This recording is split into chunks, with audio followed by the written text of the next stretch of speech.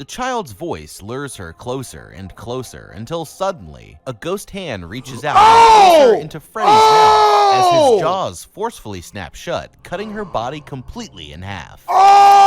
Today is a momentous occasion because today we get to check out the Five Nights at Freddy's movie together for the first time. And I say that because I have never seen it yet, but I know you guys have. If you guys want to watch the original video, it is by a YouTube channel called Simply How to Beat.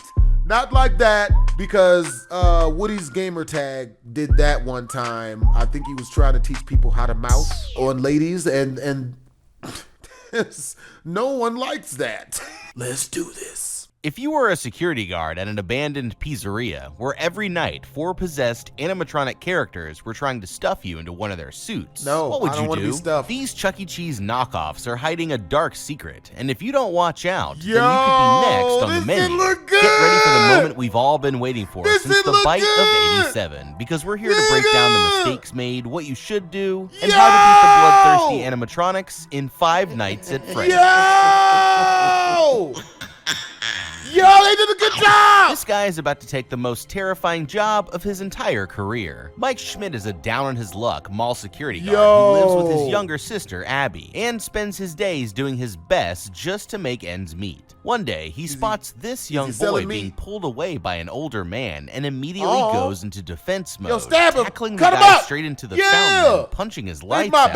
Well, it turns out that they were actually father and son, and what started out as a simple misunderstanding that went too far ends up costing Mike his job. This leads him to a career counselor's office, but the man isn't too crazy about his prospects of finding another gig. After thinking it over for a while, he says there is one job that might be a good fit. A night shift security guard at a rundown pizzeria. Although the pay and the hours are terrible, Mike here is just desperate enough to consider, except for one problem. He refuses to work nights. He's a great actor. There's a reason why Mike doesn't want to work the graveyard shift, and it's not because he's afraid of the dark. While he and his family were on a camping trip many years ago, his younger brother Garrett was taken by a kidnapper. Neither his brother nor the man was ever found, and so every night Mike relives the moment in his dreams, desperately searching for any clues as to who was responsible. Without a job, things aren't looking too great for Mike here. Facing eviction and a battle for custody over Abby against his greedy Aunt Jane, he decides to call the counselor back and finally take the job. But that was his biggest mistake. He'll be working at a place called Fazbear's Pizza, a former children's entertainment center that once held parties hosted by its 4 animatronic mascots: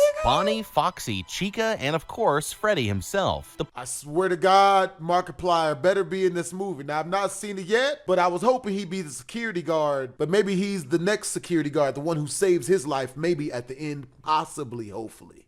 Place was popular with families back in the 80s, but these days, its doors are permanently closed, although the owner still refuses to tear it down. According to the counselor, all that Mike here has to do is keep the local troublemakers from breaking in, but it won't be long before he finds out what's really hiding behind the curtain. Okay, Mikey here really needs to be careful. I get that the job market can be tough, especially when his most recent work experience ended with him beating the absolute snot out of an innocent customer. And we've all been in a position where you have to take whatever work that you can get just for a paycheck. But blindly taking a security gig at an abandoned family fun center is exactly how you end up getting your frontal lobe bitten out by an animatronic fox. Plus, nothing good ever happens during the graveyard shift, which you can probably guess by the name. This counselor here waited until he was absolutely sure that Mike had no chance of finding a job anywhere else before offering him this one. And if we've learned anything from watching Squid Game, it's that you never want to take a deal from a person who knows that you have no other options. Person that knows you don't he doesn't realize it yet, but this guy is leading him straight into a death always trap. leads and it's time for Mike to start picking up on the red flags here before you never want to be things too go desperate. horribly wrong. You just before get pegged. Accepting the job, Mike should look into the restaurant's history to find out why it closed down, and try to get into contact with any former employees from the place place if he can. With such a high turnover rate, there are bound to be some disgruntled former workers who would give him the dirt on what's really going on behind those closed doors. And if not, then it would be an early warning sign that nobody has ever lived long enough to tell the tale. He could even search up the place's history online or head down to the local library to see if they had any old newspapers in the archives that might give him more of a heads up about the restaurant's dark past. I ain't about to check no newspaper to see what my job doing. Fans already know where this is going. Money, bitch. I'm not here to. Before he finds out exactly why none of the security guards who take the job end up sticking around. Your only job is to bring condoms. Going to be more horrifying because you're definitely than he could ever expect. I mean, in the security room, Mike finds a VHS tape with his name written on the side. It's an old training video from back in the day. It's gonna be all in there. The animatronics are able to move freely around the building thanks to specially designed power cells hidden within their frames. But when it comes time to introduce the characters, the tape mysteriously glitches out. Thinking nothing of it, Mike takes a security vest and goes out to explore the main room. The place looks empty at first, but that's when he hears a loud crash from up on the stage. Peeking behind the curtain, he sees the 4 animatronic characters all standing there motionless, although something about them doesn't seem quite right. That damn cupcake. After making his rounds, Mike goes back to his desk and quickly falls asleep.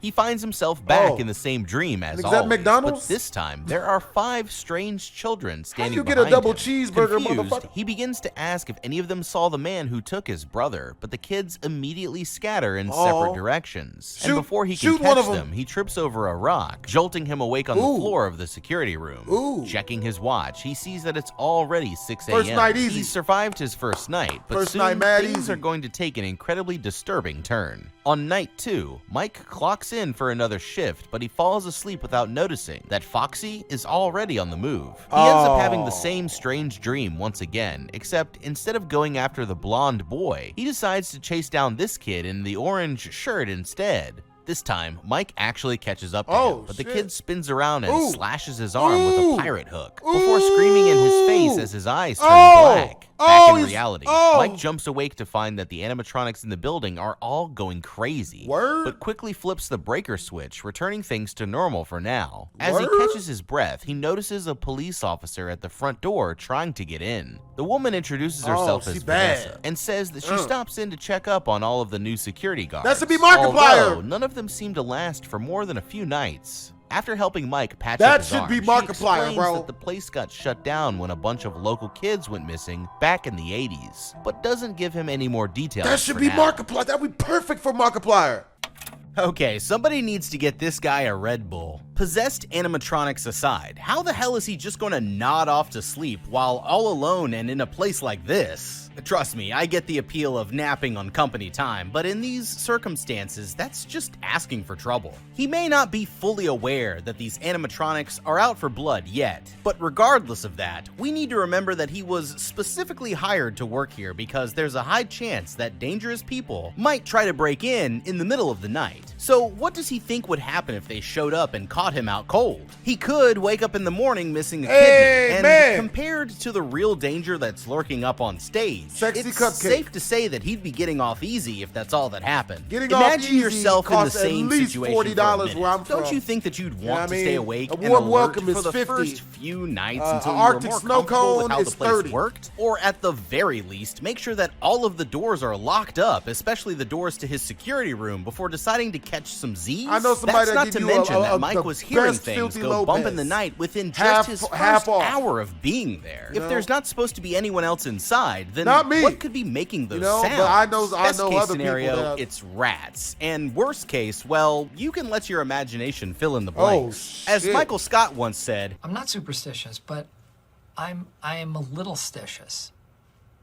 And that's why, if it were me, you wouldn't catch me letting my guard down in this place until I was absolutely positive that there was no chance of becoming Freddy food. Speaking of animatronics trying to force you into a suit, if Mike here had been doing his job instead of sleeping on the clock, then he might have noticed that Foxy was missing. But as it stands, he still has no idea of the danger that he's really in. It's time to start catching on though, because somehow the cut from his dream actually happened in real life. Damn! If that's not a red flag, then I don't know what is. After all, if there wasn't supposed to be anyone else in the building, then how could that have happened? The only ways to explain it are that somebody broke in and attacked him, or that something supernatural is going on. And neither answer is a good one. Either way, I'd be keeping the doors locked and the lights on in the security room next time, and most importantly of all, staying the hell awake until morning. Mike may be completely oblivious to anything that's going on, but Vanessa here seems to know a lot about the place, and just mentioned that a bunch of kids went missing there several years before. Kids like the one that suddenly started appearing in Mike's dreams on his very first night of working there. So yeah, call it a hunch, but it might be time to start looking into those disappearances before Mike here ends up as the entertainment at a ghost kid's birthday party. You see, in his dream, 4 of the kids even have matching outfits that correspond exactly with each of the 4 animatronics. There's Bonnie's bunny ears, Foxy's pirate hook, Freddy's top hat, and Chica's bib. It doesn't take Scooby-Doo and the gang to figure out that the spirits of these kids and the animatronic characters are obviously connected somehow. But Mike here is either too exhausted or too downright dumb to pick up on the hints just yet. Are you going to tell us more of the story, and as the two of them are heading home, Vanessa reassures Mike that if he just keeps his cool and does his job, then everything will be fine. They're not the only ones with an interest in Freddy's though. Hoping to get Mike fired, his Aunt Jane actually paid a group of troublemakers to trash the place. The moment that they're gone, this guy Jeff and his boys break in through the loading dock and quickly get to work. He orders them to split up, destroy whatever they can, and collect any valuables that they find, but none of them are going to leave this restaurant alive. This guy Carl starts crashing the kitchen when he finds a tiny Mr. Cupcake animatronic hiding out in the fridge, and it's staring right back at him. Suddenly he's distracted by a loud crash, but when he turns around, the cupcake is gone. Turning back again. This time he sees Chica standing there with the cupcake on a plate. But before he can even react, the tiny animatronic lunges towards him, devouring his face while he's still alive. His buddy Hank comes to check out the commotion and instantly freaks out when he sees Chica standing there giving him a death stare. Panicking, Hank takes off running for his life, sprinting back through the halls until he finds the supply closet. But by then, it's already far too late. Bonnie is in there waiting for him, and he's powerless to fight back as the animatronic tears him to pieces, leaving only Jeff to go. When Jeff finally gets there, both of his boys are already done for, and he quickly realizes that he's about to be next. Terrified, he manages to make it back to the security room, only to notice that Bonnie and Chica are staring straight at one of the cameras. They release Mr. Cupcake into the air vents to finish him off, but Jeff catches on to their plan just in time, and is able to stop the cupcake from getting in. Five Nights at Freddy's 4! The animatronics aren't done with him yet. Just then, the door to the room opens on its own, and when Jeff decides to peek out into the hallway, it slams shut behind him, blocking him out. The emergency exit is locked too. Foxy, bro, run, my nigga!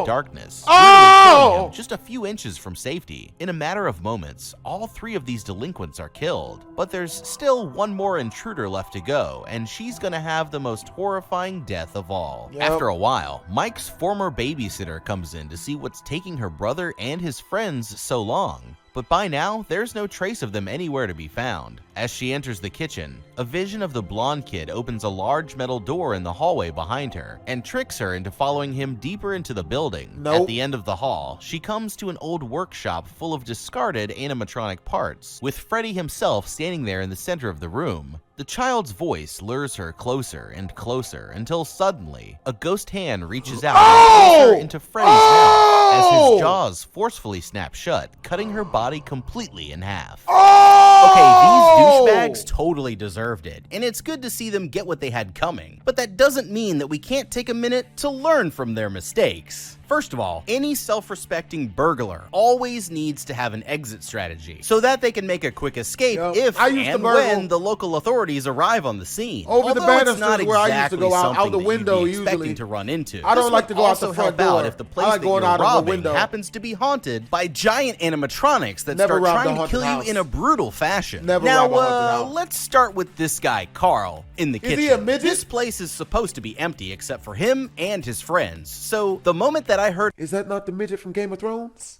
a strange noise coming from the shadows, I'd immediately grab a weapon first before going to check it out. Lucky for him, the kitchen is full of knives, pots, and pans that he might have been able to use to defend himself before he got turned into an idiot sandwich. It might not have done much against Chica, but one good swing with a frying pan would have sure sent Mr. Cupcake here flying across the room like a softball. For Chica herself, he could have tried drop kicking her back into the spinning fan blades on the wall to sever her head, or at least knock her off balance and give him a chance to escape. And when it comes to Hank the Tank here, we see a clear demonstration of why it's always important to have a well-thought-out exit strategy. Instead of running around like an animatronic chicken with its head cut off, he could have tried either quickly regrouping with Jeff and using his friend as a meat shield, or just going back out the way that they came in. Anything but picking some random storage closet at the end of a dark hallway and hoping that hiding from these kid-friendly killing machines was actually going to work out. These must be some kind of pacifist criminal too, because just like the first guy, once Hank here was cornered, he didn't even try to fight back. He was clearly wielding a baseball bat when they first got there, and although he seemed to have lost it somewhere along the way, I'm positive that the storage closet would have at least had some tools or cleaning supplies that he could have used to fight back if he'd only reacted more quickly. Like, for example, he could have easily toppled over one of the shelves to knock Bonnie off balance. And then used some extension cords or a crap ton of duct tape to try and restrain the robot before he got back up. You only have to look at their leader to see where these guys got their fighting skills from. Jeff here dropped his only weapon the instant that he saw Bonnie coming. And I get that it must have been a terrifying sight to see, but a crowbar is actually a great robot fighting weapon in the right hands. He could have barricaded himself in the security room and tried to hold out until the characters needed to recharge, or until Mike came back that night and then used him as a distraction while he made his escape. Mr. Cupcake coming after him through the vents would have made anyone soil their trousers. But where Jeff here sees danger, I see an opportunity. But instead of keeping the cupcake out, I might have let that little homicidal pastry in, and here's why. Out of all the characters, the cupcake here is going to be the easiest one to take on in a fight. And if I could defeat him in single combat, I might be able to hold him hostage and use his life as a bargaining chip, threatening to finish him off for good unless the others let me leave in one piece. It's a long shot, but desperate times call for desperate measures. And in a situation like this, you need to take advantage of any opportunity that you have. Which brings us to Max, the babysitter here. Her death might have been the most horrific. This man is no crocodile hunter, people. Do not listen to his survival tips. But it was also the most avoidable. This should go without saying, but you never, and I mean never, follow a creepy kid down a dark hallway. That's basic survival 101, lady.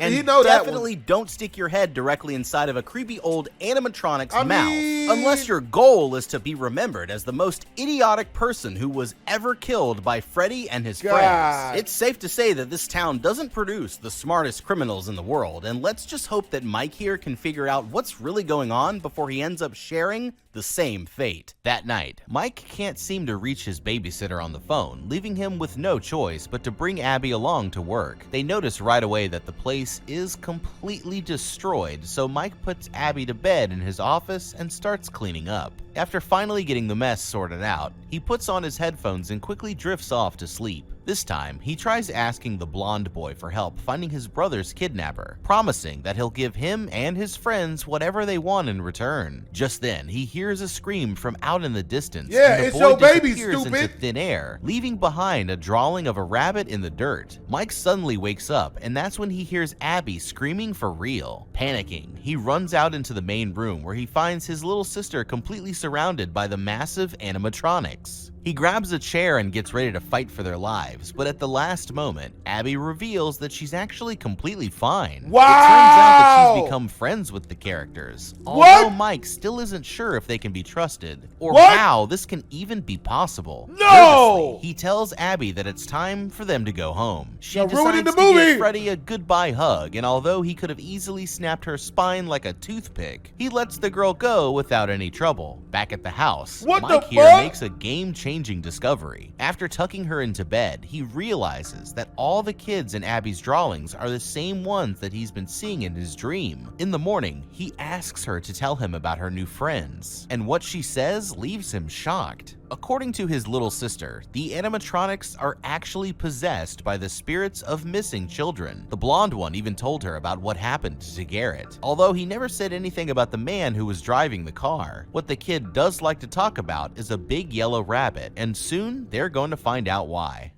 Whew, okay, that was a close call. Mike here finally knows that the ghosts of dead children are actually haunting the animatronics themselves. Boo! And he has a really tough choice to make for what to do next. A normal person would just stop showing up to work at this point, but he's convinced that they can somehow tell him what happened to his missing younger brother. So Mike isn't ready to give up just yet. However, we've seen what these things are really capable of, so he needs to be careful with his approach. The animatronics don't seem to like adults very much, but they do get along with Abby, so Mike needs to use this to his advantage. He could start by asking her to find out what each of the kids likes, such as their favorite toys from when they were still alive, and then bringing them each a gift to earn their trust. Since the blonde kid won't say anything about his brother, he could try asking him about the yellow rabbit instead, and see where that information leads. It might even be possible for Mike to dress up like an animatronic character himself to see if that helps get them talking. Of course, Mike's best bet is to keep things friendly while the characters still show no signs of being hostile. But from the way that Freddy was looking at him, there's a good chance that he might end up having to fight, and if it were me, I wouldn't go back there without a plan to kill these cartoonish Terminators if that's what it came down to. I'm not going back at all. One look at these things should tell you that they're most likely going to be impervious to standard damage, but fear not, because they can still be defeated. We're just gonna have to get creative.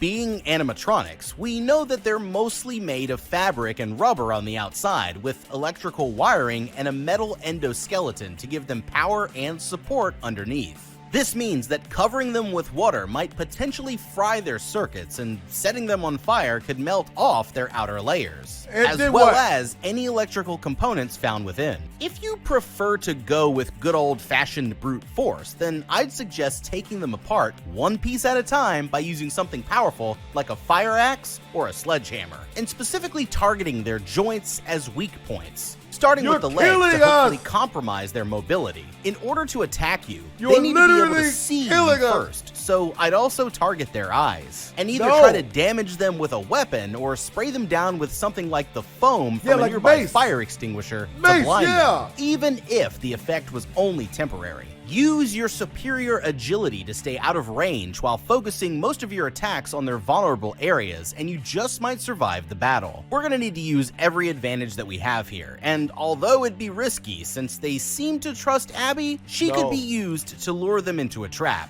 or just lock them inside one of the back rooms. In fact, it might be possible to avoid confrontation altogether by going after the animatronics power source instead. According to that welcome video that Mike watched on night 1, the characters are powered by rechargeable batteries, so if he could figure out where they're charging up from, he might be able to damage the system so that they'd have no more power once their cells run out. Also, there's a breaker switch located inside of the security room that seems to control all of the power to the entire building, so I'd try just leaving it shut off and bringing my own battery-powered lights to brighten this place up. This would leave him without access to the cameras, but he could still pour bags of flour from the kitchen all over the stage and hallways. That way, he'd be able to know if the animatronics were still moving around or not. How would he know if they're coming? Chance that taking away their electricity won't have any effect at all since they're possessed by children's spirits. But it's a place to start and definitely worth a try. If all else fails, then they could always try bringing in a priest to do an exorcism on the suits, because sometimes when you're dealing with the vengeful spirits of the dead, your only choice is to call in an expert. Despite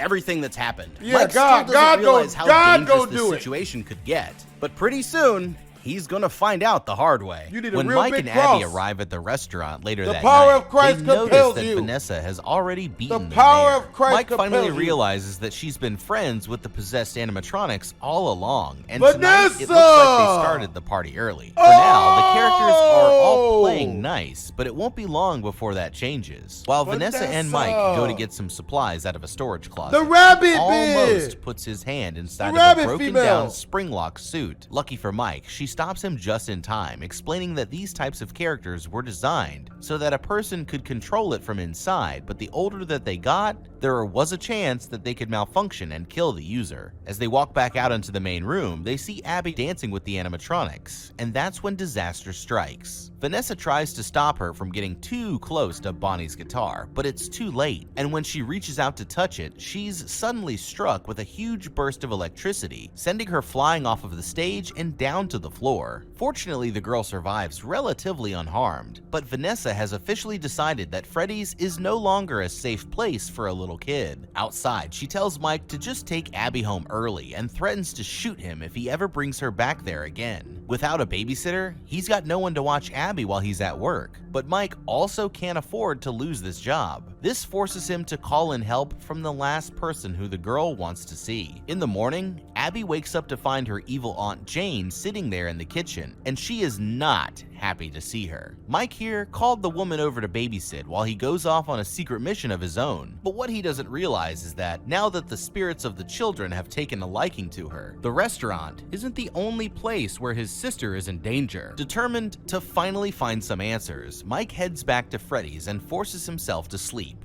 Within moments, he's back in the same dream once again, but this time he senses that things are somehow different than he remembers. Instead of watching his brother be taken away, he finds his family playing happily together as if the tragedy never happened. That's when the blonde boy and his friends appear behind him, promising Mark that this can all be real for a price. They'll give him dreams of his family being together every night and finally allow him to be with his little brother again, but he has to give them Abby in exchange. Mike hesitates at first, but when the visions of his family convince him that Abby would be better off with the other kids, he finally caves to the pressure and decides to make the deal. What? It's a bad choice, and it only takes him a moment to realize that he's made a mistake, but by then, it's already too late. When he turns around, the creepy kids and his family have all disappeared, leaving him completely alone in his nightmare. Suddenly, the kids begin rushing in from behind and slashing at Mike over and over again, before just as quickly disappearing out of sight until he's finally too injured and overwhelmed to fight back. Man, you better There's one uppercut kid them who's babies. no longer with them though, the blonde-haired boy, because he's gone off to claim Abby and make her become one of them.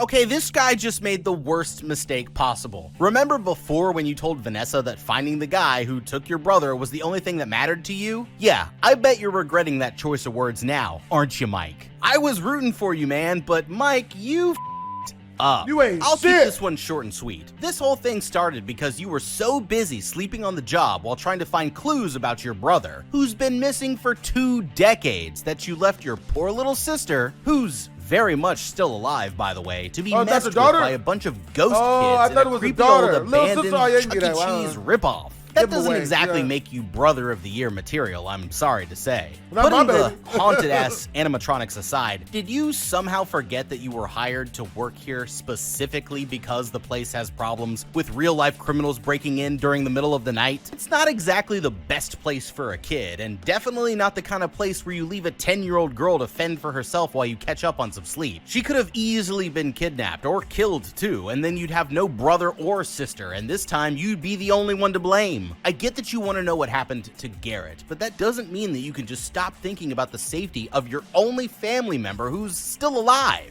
Worst of all, in your moment of weakness, you gave the spirit children exactly what they wanted, and anyone with 2 brain cells to rub together knows that you'd never ever do that, no matter how much you miss your little brother. Hopefully you can still set things right before it's too late, but when your desperate search I would prefer a little brother than a sister, with your though. younger sister about to be killed by a band of possessed robots, Mike, you f***ed up. Mike finally wakes up to discover that he's been strapped into a chair with an old Freddy mask full of sharp spinning gears, slowly descending towards his face. At the last second, he's able to pull a pin out of the restraints and unlock the machine, setting himself free. But he's not out of the danger zone just yet. As he looks around, he's horrified to see the bodies of the babysitter and her friends are all scattered around the room. And that's when he realizes that the animatronics are secretly out for blood. Panicking, he sprints out of the room and makes a break for the exit door, yes, it's but good it's again. locked tight, and Foxy is closing in.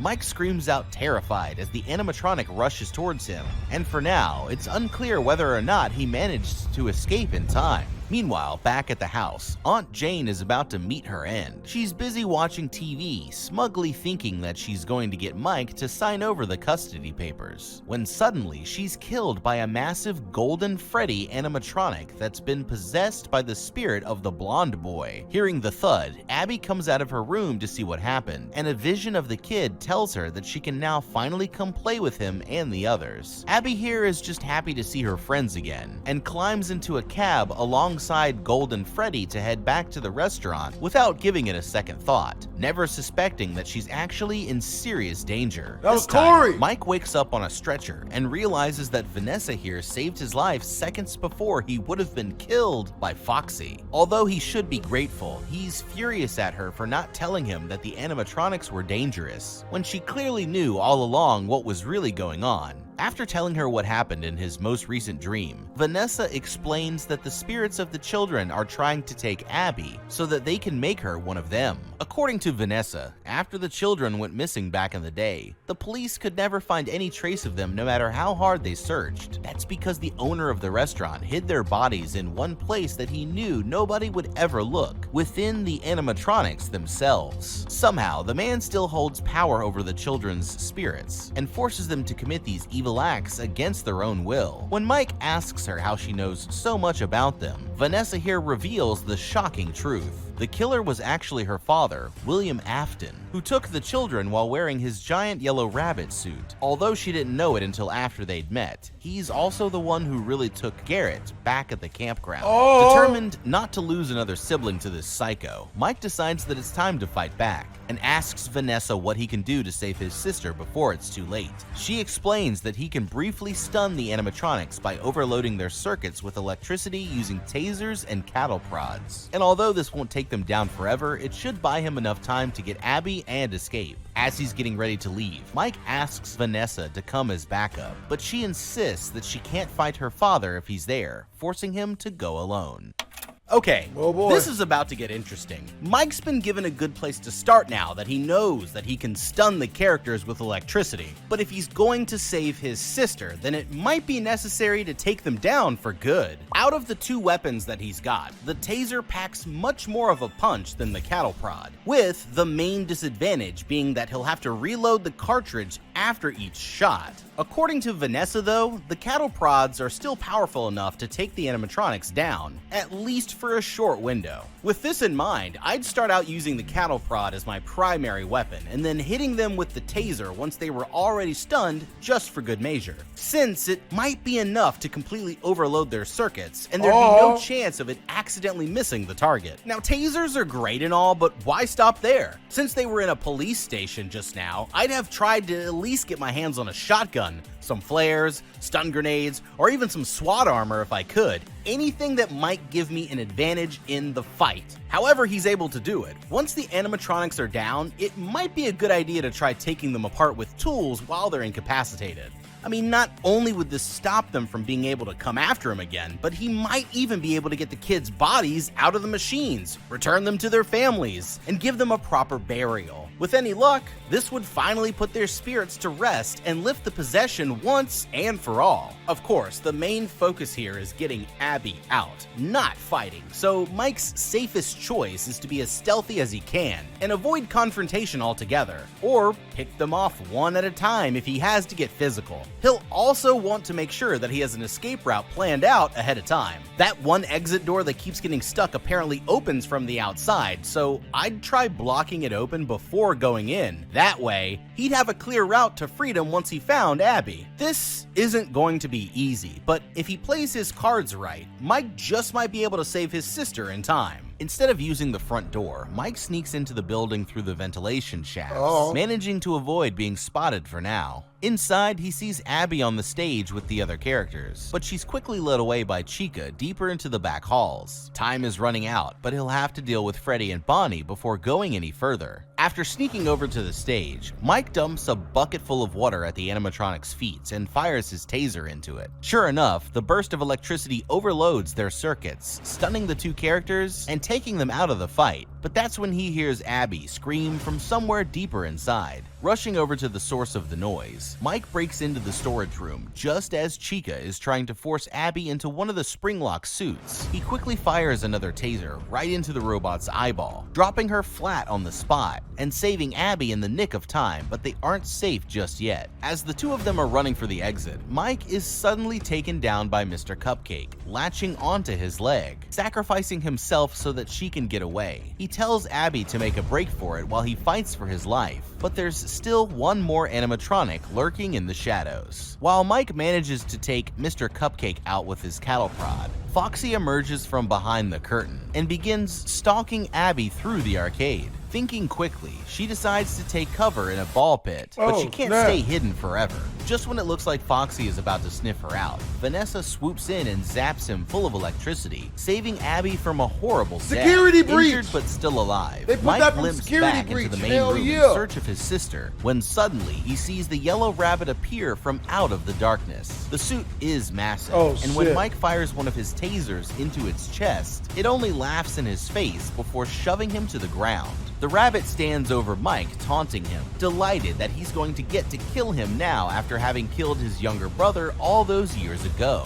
After waking up the rest of the animatronics, he stands over Mike wielding a huge knife and is about to finish the job when all of a sudden, Vanessa orders him to put the weapon down. Laughing, the rabbit takes off his mask, revealing that it's William Afton himself wearing the suit, and he's the same career counselor who convinced Mike to take the job in the first place. With no other choice, Vanessa fires a round into his chest, but the suit deflects the bullet, leaving him completely unharmed.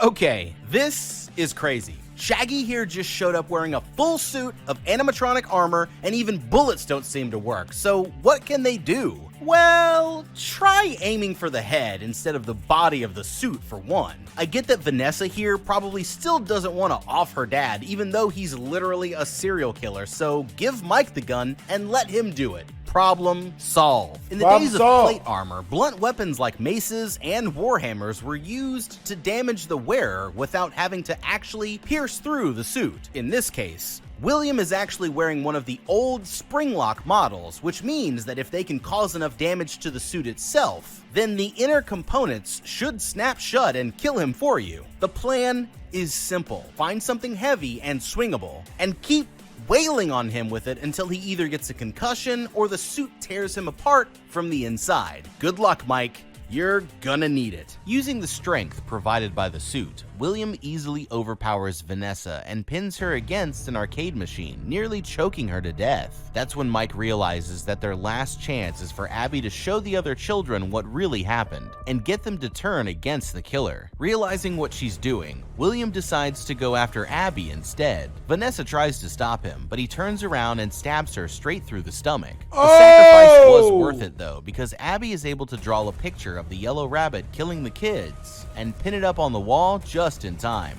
Back in the security room, Mike flips the breaker, resetting all of the electronics in the building. After seeing Abby's drawing, the animatronics realize that the yellow rabbit is evil and direct their murderous rage towards him instead. With William blinded by the floodlights, Chica sends Mr. Cupcake to take a bite out of his suit. The attack damages the inner mechanisms, causing the spring locks to suddenly snap shut, piercing Afton's chest. As he collapses to the floor, he places the mask back over his head, threatening that he'll be back before finally succumbing to his injuries. With Afton down, the animatronics take him and drag him off deeper into the back halls, where Mike and Abby take Vanessa and rush out of the building as the entire place starts to fall apart. A few weeks later, Mike is still looking pretty beat up, but Abby has made a massive turnaround. She's eating and interacting with the other kids again, and Mike finally has the closure that he'd been searching for, giving him a chance to move on and start fresh. While driving home from school one day, they stop to visit Vanessa at the hospital. Although she's still unconscious, Mike thanks her for helping them and promises that they'll be there for her when she wakes up. Back at Freddy's, the spirits of the kids leave a horrifically injured William somewhere in one of the back rooms, still wearing his yellow rabbit suit. For now, it looks like they have their revenge, until William finds a way to come back to haunt them once again. I still gotta go see that movie, bro. It looks so good, bro. I'm still gonna hit the movie theaters. I'm actually probably gonna go tonight. Hope you guys enjoyed the video. If you did, make sure to comment, like, and subscribe to your boy BlastphamousHD. Twisms.